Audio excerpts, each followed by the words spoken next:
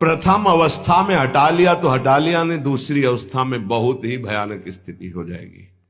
ये अवस्था बदलने में देर नहीं लगती, कहने में देर लगी। अंतःकरण में इतना महत्व पैदा हो गया कि विकलता हो गई उसके अंदर। अब यही उसके पतन का कारण बन गया।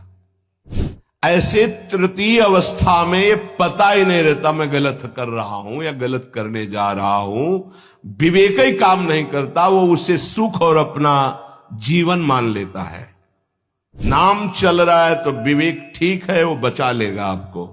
भगवान का आश्रय लेकर भक्ति करने वाला उपासक बहुत जल्दी विजय प्राप्त कर पाता है इन विकारों पर, अन्यथा मार के गिरा देते। बहुत बड़े विजयी योद्धा हैं, काम क्रोध लोभ मोह मद मत्सर, हरि बचावे। वैसे कहा भी है हरि ने कि मामेवे प्रपद्यन्ते माया में ताम तरन्ति, मेरी शरण में आ जाओ तो बच जाओगे।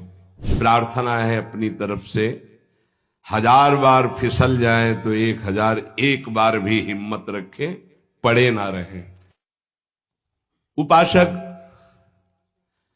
कामना के वशीभूत होने के कारण इस प्रेम का परिचय नहीं प्राप्त कर पाता। ना चाहते हुए भी ये काम पापाचरण करा ही देता है। अर्जुन ने प्रश्न किया था, ये कौन है जो ना चाहने पर भी बलात् जबरदस्ती पाप करा देता है? तो भगवान ने कहा, वो काम है, वो क्रोध है। ये रजोगुण से प्रकट होता है, राग से, और ये महापापी है, अर्थात महापाप कराने वाला है, महाशनो। ये कभी तृप्त नहीं होने वाला, चाहे जितना भोग लो। ना चाहने वाली बात ऊपरी है और चाहने वाली बात हृदय की है।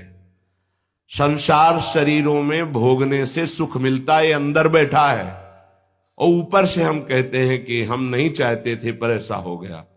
नहीं, अगर ये बात अंदर बैठ जाए कि हमें नहीं चाहिए ये झूठे सुख, तो फिर कोई परास्त नहीं कर सकता। तो बोले जानकारी होने पर भी प्रयोग क्यों नहीं हो पाता? वस्तु, व्यक्ति, क्रिया, स्थान, इससे जो हम सुख चाहते हैं उसे काम कहते हैं। किसी शरीर से, किसी वस्तु से, किसी पद से। इस काम में शब्द तो एक है पर इसके दोष अनंत हैं। शब्द है काम, और अनंत पापाचरण कराने की इसमें सामर्थ्य है। काम में इसमें अनंत विकार भरे हुए हैं। जब तक मनुष्य के भीतर ये बात बनी रहती है कि शरीर भोग से, वस्तु भोग से, पद भोग से हम सुखी हो जाएंगे, तो ये काम पाप ही कराता रहता है। निर्दोष, निर्विकार, निष्पाप होने के लिए इस काम का मर्दन करना आवश्यक है। सहने से ये नष्ट हो जाते हैं। शास्त्र निषिद्ध कर्म ये काम ही कराता, प्रारब्ध नहीं कराता। प्रारब्ध से शास्त्र निषिद्ध कर्म जो किए उनका फल आता है सुख दुख। अगर शास्त्र प्रतिपादित है तो सुखद आएगा, शास्त्र विरुद्ध है तो दुख आएगा। लेकिन ये जो हमसे पाप करा रहा है, ये कोई प्रारब्ध नहीं करा रहा, कोई काल नहीं करा रहा, कोई ईश्वर नहीं करा रहा। काले कर्म ईश्वरे मिथ्या दोष लगाए, ये हमारी चाहत करा रही, अंदर बैठी है। शरीर के भोगों से सुख मिलता है, ये अंदर घुस के बैठ गया है, और यही हमसे पाप करा रहा है। तो जब जानकारी हो गई तो फिर पाप क्यों हो रहे हैं? जब जानकारी हो गई कि ये काम पाप करा रहा है, तो हम इस जानकारी का प्रयोग क्यों नहीं कर पा रहे हैं? तो बोले, धूमे नाव्रियते वह्निर यथा दर्शो मलेन च यथोल्बेनावृतो गर्भस तथा तेने दमावृतम। ये ज्ञान ढक गया है हमारा, जो ढका हुआ ज्ञान, ये प्रकाशित, ये काम में नहीं आएगा। जैसे 3 उदाहरण दिए। भगवान कह रहे धुएं से अग्नि ढक गई, मैल से दर्पण ढक गया, और झिल्ली से गर्भ ढक गया। अब झिल्ली के अंदर बच्चा है कि बच्ची पता नहीं चलेगा। दर्पण है, हम काले हैं कि गोरे हैं पता नहीं चलेगा, क्योंकि मैल से धुआं होने के कारण पता नहीं चलेगा कि अग्नि है, पर बहुत जल्दी उसमें अग्नि प्रकाशित की जा सकती, फूंक मारो अग्नि पैदा हो जाएगी। भगवान ने 3 उदाहरण दिए। उपासक में ये 3 तरह से ज्ञान ढक जाता है, तब काम अपना प्रभाव दिखाता है। 3 इसकी स्थितियां हैं। जैसे धुएं से अग्नि ढकी रहती है, ऐसे ही काम विवेक को, ज्ञान को ढक देता है। बुद्धि में निर्णय निकल रहा है कि ये तो गलत है, नहीं करना चाहिए। सात्विक, राजसिक, तामसिक, ये बुद्धि की 3 प्रवृत्तियां हैं, 3 गुणों के अनुसार। कर्तव्य अकर्तव्य का ठीक ठीक निर्णय करने में समर्थ है सात्विक बुद्धि। राजसिक बुद्धि ठीक निर्णय नहीं कर पाती, असमर्थ होती है कर्तव्य का। और तामसिक उल्टा ही निर्णय करती है। ठीक निर्णय करने की सामर्थ्य सात्विक बुद्धि में है। अब जो ही भोग इच्छा प्रकट हुई, धुआं पैदा हो गया। भोगों की ना भोगों, पाप तो नहीं बन जाएगा। धुआं है, इसका मतलब अग्नि है, ज्ञान है उसके अंदर। अब अगर उस समय उसको सत्संग मिल जाए, कोई संत की बात चलने लगे, उसका चिंतन वो रोक पावे, तो मानो फूंक मारना है। जैसे धुआं उठ रहा है, 1 2 3 फूंक मारो, आग लग गई, प्रज्वलित हो गया, बच गया। ये पहला बहुत सरल है, बच जाना काम से।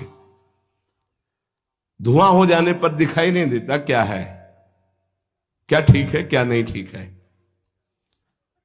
पर फूंक मारो तो आग उठी, धुआं खत्म हुआ। ये ज्ञान हो रहा है, बीच बीच में जलन हो रही कि भोगूं कि ना भोगूं, अच्छा है कि नहीं अच्छा है, कहीं पाप तो नहीं हो जाएगा, कहीं गलती तो नहीं हो जाएगी। पर वो धुआं है, नहीं भोग लेते हैं, अवसर मिला है, समय मिला है, भोग ले। ये उस समय उसको चाहिए, तत्काल कोई सहयोगी चाहिए विवेक का। परमार्थिक मार्ग में धुआं पैदा कर देगी। साधक अगर सावधान हुआ तो तत्काल प्रयासरत हो जाता है इस धुएं को हटाने के लिए। फूंक मारने का मतलब कीर्तन शुरू हो गया, वो सत्संग शुरू हो गया, किसी संत के पास तत्काल बैठ गया, उसकी वाणी सुनने लगा, वो धुआं खत्म हुआ। फूंक लगी, आग जली, धुआं खत्म। ठीक निर्णय होगा, नहीं नहीं ऐसा नहीं करना। उत्पत्ति विनाशशील जड़ वस्तुओं में प्रियता, महत्ता, सुंदरता, सुखद रूपता, ये काम पहले पैदा करता है। ये सत्य है, इसमें सुख मिलेगा, इसमें बहुत सुख मिलेगा। अब ये धुआं बढ़ता चला जा रहा है, कैसे सुख मिलेगा? लाखों लोग भोग रहे हैं, कैसे सुख? कैसे तुम मुझे बावरा बना सकते हो? नहीं नहीं, गलत है। ये है धुआं को हटाना, फूंकना। अरे अन्य शरीरों की अपेक्षा मनुष्य शरीर सर्वश्रेष्ठ है, इसमें विवेक है, हम कैसे ऐसा पशुवत आचरण कर सकते? नहीं, अरे मन नहीं, तेरी सलाह नहीं। अब वो फूंक रहा है, आग पैदा कर रहा है, ज्ञानाग्नि पैदा कर रहा है। पर बहुत प्रवीण साधक नहीं, उससे प्रवीण मन है, वो सुख को सुख मानकर भोगने की लालसा प्रबल होने के कारण वो धुआं नहीं हटा पा रहा, वो उसी में और राग कर रहा है।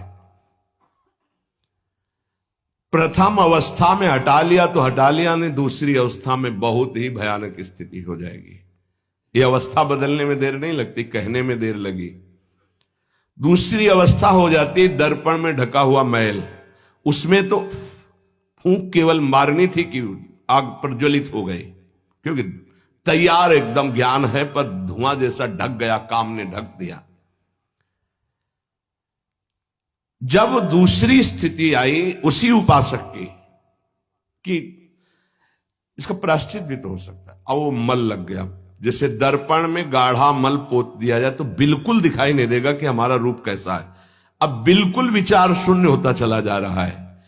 यथा दर्शो मलेन च, जैसे मैल से ढक जाने पर शीशा, दर्पण, वो दिखना एकदम बंद हो गया। उसमें तो दिख रहा था, धुआं है, आग है, मतलब विवेक काम कर रहा था। थोड़ा फूकने की जरूरत थी, ज्ञान के प्रज्वलित करने की जरूरत थी, पर वो उधर ना की तरफ वृत्ति न ला करके हां की तरफ वृत्ति ले आया, तो दूसरी सीन पैदा हो गई स्थिति। जैसे दर्पण में मल ऐसे लगा दो तो बिल्कुल नहीं दिखेगा, वो बिल्कुल निर्णय नहीं कर पा रहा। सतोगुण में निर्णय करने की क्षमता होती है, रजोगुण में निर्णय करने की क्षमता खत्म हो जाती है और निश्चित हो जाता है कि भोग में सुख है। ऐसी कामना का वेग बढ़ा तो ये भूल गया कि मैं साधक हूं, मेरा कर्तव्य क्या है, मैं अकर्तव्य करने जा रहा हूं, ये भूल गया। क्योंकि जैसे दर्पण में ढक गया तो भूल गया, दर्पण में दिखाई देता मैं कौन हूं, तो ज्ञान रूपी दर्पण ढक गया काम से, अब ये उसकी सोच ही खत्म हो गई। अंतःकरण में इतना महत्व पैदा हो गया कि विकलता हो गई उसके अंदर। अब यही उसके पतन का कारण बन गया। इतना महत्व बढ़ गया कि निर्णय करने की क्षमता खत्म हो रही है कि मैं एक साधक हूं, मैं उपासक हूं, पापाचरण नहीं करना चाहिए। ये किसी का भी हो सकता है। पहली दशा बहुत जल्दी हटा जा सकता है, फूंक मारी हट गया, आग पैदा हुई ज्ञान की, नहीं नहीं। दूसरी दशा गुंजाइश है थोड़ी, उसको ऐसे पोंछना पड़ेगा, समय लगेगा, पोंछना पड़ेगा, तब दिखाई दे, नहीं नहीं। तो दूसरे में संभलना रजोगुण, ये ठीक है, ये नहीं ठीक है, क्षमता खत्म हो चुकी। पहले में क्षमता थी, दूसरे में क्षमता खत्म हो गई। तीसरा यथोल बेना व्रतो गर्भा, तीसरा तमोगुण, वो विपरीत ही दिशा की तरफ ले जाएगा। क्षमता की तो बात जाने दो, वो सारी सामर्थ्य विपरीत है, जो होगा देखा जाएगा, चलो, वो विपरीत दिशा की तरफ ले जाएगा। दर्पण पर मैल आने से उसको हटाने की गुंजाइश है, यहां तक हटा जा सकता है, दूसरी स्थिति तक, पर दूसरी स्थिति बहुत कठिन है। हटने की स्थिति अब खत्म हो चुकी, लगभग पर हटा जा सकता है, लेकिन तीसरी में तो हटा ही नहीं जा सकता।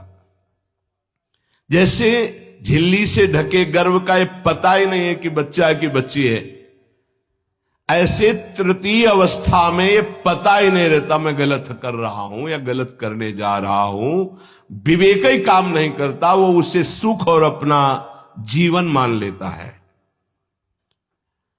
अगर उस कामना में बाधा पड़ी तो तमोगुण की वृत्ति बढ़ जाती है और क्रोध पैदा हो जाता है। क्रोध जब अपना स्वरूप धारण करता है तो हिंसा पैदा कर देता है, सम्मोह पैदा कर देता है। सम्मोह स्मृति का नाश किया और बुद्धि भ्रष्ट हुई, नष्ट हो गया साधक। ये सर्वनाश करने वाला काम। सम्मोह माने मूढ़ता, घोर मूढ़ता, कुछ निर्णय करने की सामर्थ्य नहीं रह गई। पशुवत, एकदम पशु। अब उसमें जब वाणी खुलेगी तो झूठ, आचरण होंगे तो कपट, व्यवहार होगा तो बेईमानी, कर्म होगा तो अन्याय और पाप, गुस्सा आएगी तो अत्याचार, हिंसा, इसके सिवा और कुछ नहीं। अपना रजिस्टर कभी पढ़ के देखो, अपने रजिस्टर को तो देखोगे नहीं कि अपने जीवन के रजिस्टर में हमने क्या क्या आचरण किए हैं। ये सबको देखना चाहिए। ये बात समझने की है, थोड़ा कड़वाहट जरूर है कि हम सब तत्काल भगवान को दोष देने लगते हैं, लेकिन भगवान चीख चीख के वर्णन कर रहे हैं, ऐसा मत करो इसका परिणाम ये है, ऐसा करो इसका परिणाम ये है। तो जो कह रहे हैं करो वो तो हम कर नहीं रहे, जो कह रहे हैं नहीं करो वो हम कर रहे हैं। तो उसका जब परिणाम आता है तो हम भगवान को कोसते हैं। बंबूल बोओगे तो उसमें दाग छुहारा नहीं लगेंगे, कांटे ही लगेंगे। पापाचरण करोगे तो उसका परिणाम दुख ही आएगा। पुण्य करोगे तो सांसारिक सुख मिलेगा, भजन करोगे तो पाप पुण्य दोनों से ऊपर उठकर भगवदानंद को प्राप्त होगे। कामना में तदाकार ना होने पावे, तब तक बचा जा सकता है जहां तैयारी बनी सुख भोग की और राजीव आपने दस्तखत कर दिए, अब आपको भगवान ही बचा सकते हैं, दूसरा कोई नहीं। उस समय भगवान ही कोई ऐसी लीला कर दे तो बच सकते हो, अन्यथा नहीं बच सकते। तदाकार होना साधक का सर्वनाश हो जाना है, काम में तदाकार होना। 1 2 4 बार अगर आप ऐसी अवहेलना करेंगे तो आपका साथ देगा आपका हृदय और जलेगा, धिक्कार करेगा, बार बार कहेगा गलत है, कान पकड़ेगा, अब की बात नहीं। आगे बढ़ गए, ज्यादा मलिन हृदय हो गया तो आनंदित हर्षित होने लगेगा, आज ये भोगा कल वो भोगूंगा, और वो पापाचरण में हर्षित होकर आगे बढ़ जाता है। ये बहुत बुरी स्थिति होती है। जब तक साधक का हृदय धिक्कार देता है तब तक तो निकलने के चांस रहते हैं कि गलती को गलती मानता है और बार बार कहता है अब नहीं करूंगा।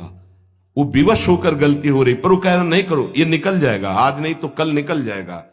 लेकिन जो राजी हो गया है, जिसने इस महान पाप को अवगुण को गुण मान लिया है, निकलने की संभावना नहीं, क्योंकि तदाकार होकर उसी में लग गया है। तथा तेने दमावृतम, कामना और इसकी ये 3 अवस्थाएं हृदय में आती हैं। जो साधक ये जानता है, सुनकर के ये मानता है कि कामना में भोगों में सुख नहीं है, भगवान कह रहे हैं, संत कह रहे हैं, शास्त्र कह रहे हैं, कामना का त्याग करने से ही शांति और सुख मिलेगा। त्यागाच्छांतिरंतरम, कामना आते ही फूंक मार दो तो धुआं नहीं बढ़ पाएगा और दूसरी दशा नहीं आ पाएगी, दूसरी स्थिति काम पैदा नहीं कर पाएगा, वो दर्पण में मैल, तीसरी में तो सवाल ही नहीं उठता कि बच जाओ। परमार्थ का रुचि रखने वाला साधक कामना को पहचानना सीखे और जहां काम अंदर आवे तत्काल उसको नष्ट करना सीखे। नष्ट करने का उपाय है नाम कीर्तन, भगवत गुणवानवाद, सत्संग, श्रवण। किसी संत के समीप तत्काल बैठ जाओ, किसी साधक के समीप, और चर्चा करने लगो, काम की नहीं, भगवत चर्चा। ये भी बताने की जरूरत नहीं कि मेरी स्थिति गड़बड़ है, थोड़ा मुझे, कुछ नहीं, उसकी चर्चा नहीं। अगर ऐसा बोले तो उसकी सत्ता दृढ़ होगी। शांत, थोड़ा मन विक्षेप में आया, ऐसा लगा कि आपसे वार्ता करें तो थोड़ी देर आप सुनाइए, गोपी गीत सुनाइए, आप चतुराशी जी का थोड़ा कुछ, आप कुछ प्रभु के विषय में कोई सिद्धांत की चर्चा, सत्संग लगा दीजिए, सत्संग सुनने लगिए, एकांत से हट जाइए, बाहर मैदान में आ जाइए। तो किसी भी तरह से आपको उस समय बदलना है, चिंतन बदलना है। भगवान ने काम की 3 अवस्थाओं का वर्णन किया। ये वर्णन करना केवल आपको पहचान बताने के लिए है। कामना शब्द बोलने में देर लगती, बढ़ने में देर नहीं लगती। इतनी तीव्रता से वो प्रथम से दूसरी, दूसरी से तीसरी, और वो क्रिया में उतार देगा। इसीलिए हानि हरिवंश के नाम अंतर पड़े, लाभ हरिवंश उच्चरत वाणी। नाम चल रहा है तो विवेक ठीक है, वो बचा लेगा आपको। कामना के बढ़ने में देर नहीं लगती। कामना बढ़ने पर फिर कोई विचार की गुंजाइश नहीं रह जाती, अनर्थ परंपरा चल पड़ती है।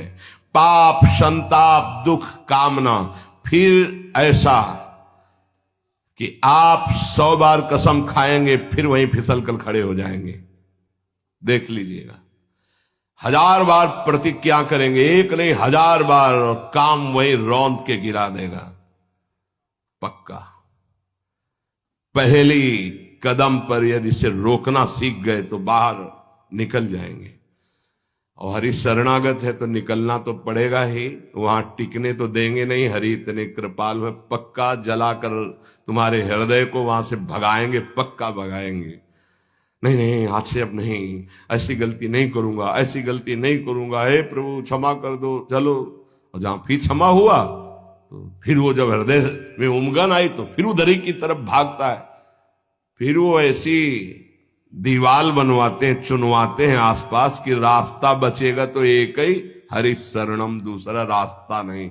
इसीलिए भगवान का आश्रय लेकर भक्ति करने वाला उपासक बहुत जल्दी विजय प्राप्त कर पाता है इन विकारों पर, अन्यथा ये मार के गिरा देते। बहुत बड़े विजयी योद्धा हैं, काम क्रोध लोभ मोह मद मत्सर, हरि बचावे। वैसे कहा भी है हरि ने कि मामेवे प्रपद्यन्ते माया में ताम तरन्ति, मेरी शरण में आ जाओ तो बच जाओगे।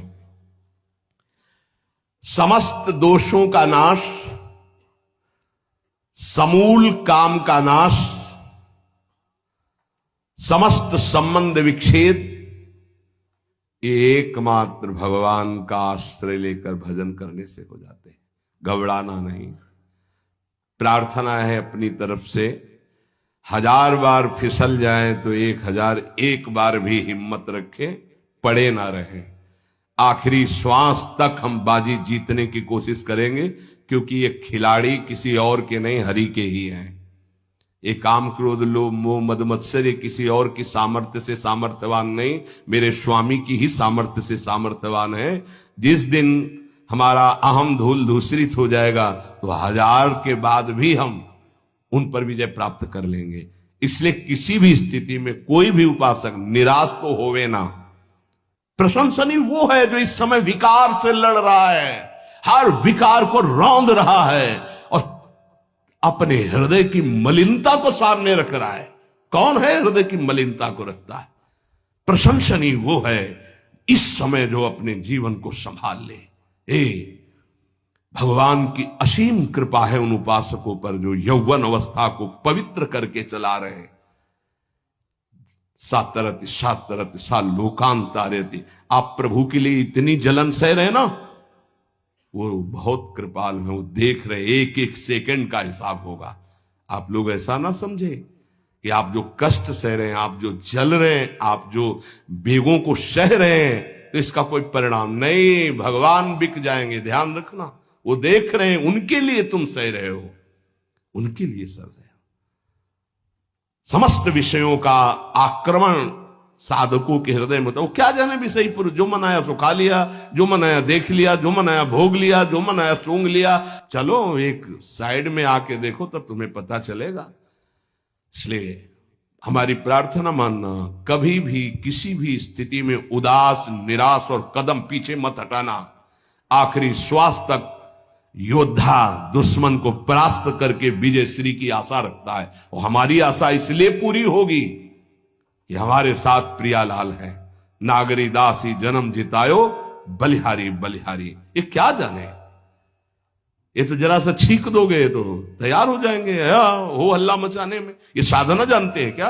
ये चढ़ाई चढ़े हैं क्या कि फिसलने वाला कितना मेहनती होता है? जो चढ़ के जाना चाहता है फिसल रहा है, उसे कौन जानता है?